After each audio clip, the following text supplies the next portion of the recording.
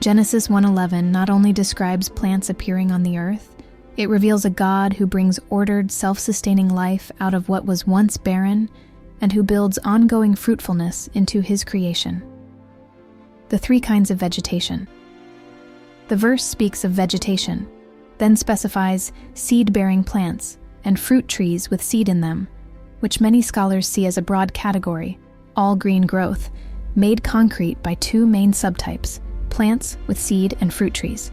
In other words, God covers the dry land with a full range of plant life, from simple grasses to complex trees, so the world is ready to support animals and humans who will come later. The Hebrew term for vegetation can include all photosynthetic life, and the mention of seed and fruit highlights that these plants are already mature and capable of feeding other creatures.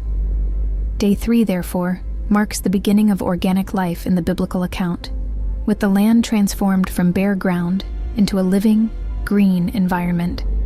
According to their kinds and seed. The repeated phrase, according to their kinds, stresses that God creates distinct, stable types of plants, each with its own built-in pattern and capacity to reproduce. Seed in itself points to an internal, God-designed mechanism of reproduction. Each plant carries within it what it needs to continue its line, generation after generation. This emphasis on kinds and seed underlines order and boundaries. Creation is not chaotic or random, but structured in a way that preserves the integrity of each life form.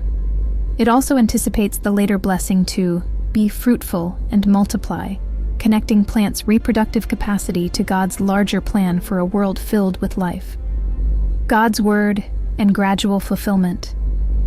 When God speaks, the earth brings forth vegetation, showing that his word is the trustworthy source of life. Some commentators note that while the command is perfect and practical, the unfolding of plant life can be seen as a process that develops as the earth's conditions and later creatures' needs take shape. Either way, the text presents no struggle or competition of God's.